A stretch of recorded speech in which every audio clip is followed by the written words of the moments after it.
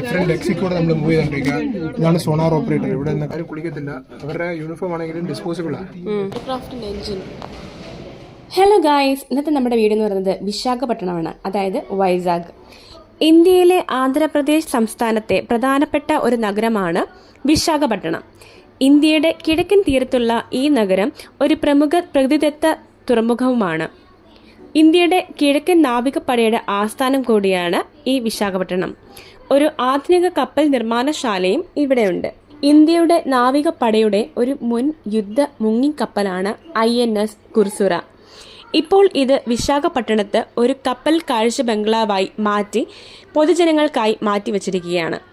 ഇതാണ് ഏഷ്യയിലെ ആദ്യത്തെ അന്തർവാഹിനി മ്യൂസിയം. Victory at sea war memorial, അതുപോലെ കുർസുറ സബ്മറൈൻ മ്യൂസിയം, അതുപോലെ TU-142 എയർക്രാഫ്റ്റ് മ്യൂസിയമാണ് ഇവിടെ മെയിനായിട്ട് സന്ദർശിക്കാനുള്ളത്.